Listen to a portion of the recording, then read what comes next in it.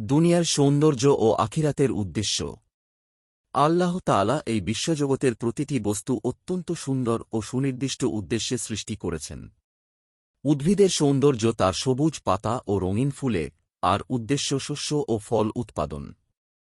কাপড়ের সৌন্দর্য তার রং ও নকশায়, আর উদ্দেশ্য মানুষের শরীর আবৃত ও সংরক্ষণ করা। তদ্রূপ পৃথিবীর সব সৌন্দর্য মানুষের চোখ ও মনকে আকর্ষণ করলেও এর প্রকৃত উদ্দেশ্য হল মানুষকে আল্লাহর দিকে পরিচালিত করা এবং আখিরাতের সফলতার জন্য প্রস্তুত করা। দুনিয়ার এই বাহ্যিক সৌন্দর্যের আড়ালে আছে এক মহান লক্ষ্য, ঈমান ও সৎ আমল। মানুষ যখন এ লক্ষ্য ভুলে যায়, তখন সে দুনিয়ার মোহে বন্দী হয়ে পড়ে। সে স্রষ্টাকে ভুলে সৃষ্টি নিয়ে ব্যস্ত হয়ে যায় এবং ক্ষণস্থায়ী ভোগবিলাসকেই জীবনের মূল উদ্দেশ্য মনে করে। অথচ নবী রাসূলরা ও তাদের অনুসারীরা দুনিয়ার চাকচিক্যে নয়, বরং ঈমান, আমল, আল্লাহর সন্তুষ্টি এবং দ্বীনের প্রচার প্রসারে নিজেদের নিয়োজিত রেখেছিলেন।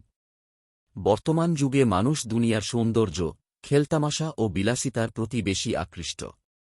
কিন্তু ইসলাম আমাদের দুনিয়া বর্জনের শিক্ষা দেয় না, বরং দুনিয়াকে আখিরাতের প্রস্তুতির মাধ্যম হিসেবে গ্রহণ করতে শিক্ষা দেয়। তাই প্রয়োজনীয় দুনিয়াবী বিষয় গ্রহণের পাশাপাশি সাধ্যানুযায়ী সৎ আমল করা একজন মুমিনের দায়িত্ব। ইবাদতের অর্থ শুধু নামাজ, রোজা বা হজ নয়, বরং দিন পালনে সহায়ক প্রতিটি বৈধ কাজও ইবাদতের অন্তর্ভুক্ত। জীবনের সৌন্দর্য, সম্পদ, পদমর্যাদা কিংবা ভালোবাসা যদি আল্লাহ ও তাঁর রাসূল সাল্লাল্লাহু আলাইহি ওয়াসাল্লামের আনুগত্যের পথে বাধা হয়ে দাঁড়ায়, তবে একজন মুমিন নিজের প্রবৃত্তির চেয়ে আল্লাহ ও তাঁর রাসূল সাল্লাল্লাহু আলাইহি ওয়াসাল্লামের ভালোবাসাকে অগ্রাধিকার দেবে। দুনিয়াবী প্রয়োজনের ওপর দ্বীনী প্রয়োজনকে প্রাধান্য দেওয়াই প্রকৃত ঈমানের পরিচয়। আল্লাহ তাআলা বলেন, আর আল্লাহ তোমাকে যা দান করেছেন, তাতে তুমি আখিরাতের নিবাস অনুসন্ধান করো। তবে তুমি দুনিয়া থেকে তোমার অংশ ভুলে যেও না। তোমার প্রতি আল্লাহ যেরূপ অনুগ্রহ করেছেন, তুমিও সেরূপ অনুগ্রহ করো।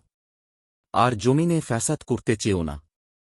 নিশ্চয়ই আল্লাহ ফ্যাসাদকারীদের ভালোবাসেন না। সূরা আল-কাসাস আয়াত ৭৭। অন্য আয়াতে আল্লাহ তাআলা দুনিয়ার প্রকৃত স্বরূপ তুলে ধরে বলেন, তোমরা জেনে রাখ যে দুনিয়ার জীবন ক্রীড়াকৌতুক, শোভা সৌন্দর্য, পারস্পরিক গর্ব এবং ধনসম্পদ ও সন্তানসন্ততিতে আধিক্যের প্রতিযোগিতা মাত্র, আর দুনিয়ার জীবন তো ধোঁকার সামগ্রী ছাড়া আর কিছুই নয়। সূরা আল-হাদীদ আয়াত ২০।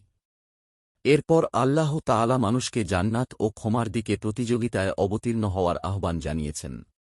আল্লাহ তাআলা আরও বলেন, নিশ্চয়ই আমি পৃথিবীর ওপর যা কিছু আছে, তা তার জন্য শোভা করেছি, যাতে আমি পরীক্ষা করি, কর্মে তাদের মধ্যে কে উত্তম।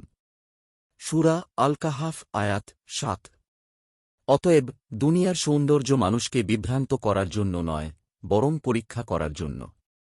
সফল সেই ব্যক্তি, যে দুনিয়াকে আখিরাতের পাথের হিসেবে ব্যবহার করে এবং আল্লাহর সন্তুষ্টিকে জীবনের সর্বোচ্চ লক্ষ্য বানায়। আর ব্যর্থ সেই ব্যক্তি, যে ক্ষণস্থায়ী দুনিয়ার মোহে পড়ে চিরস্থায়ী আখিরাতকে ভুলে যায়। আল্লাহ তাআলা আমাদের দুনিয়ার মোহ থেকে হেফাজত করে ঈমান ও সৎ আমলের ওপর অবিচল থাকার তৌফিক দান করুন। আমিন। লেখক, প্রভাষক, আরবি। মাদ্রাসায়ে তৈজবিয়া ইসলামিয়া সুন্নিয়া ফাজিল, ডিগ্রি, বন্দর, চট্টগ্রাম। আপনার একটি শেয়ার হয়তো কারও জীবন বদলে দিতে পারে। সাদকায়ে জারিয়া সওয়াব পেতে ভিডিওটি শেয়ার করুন।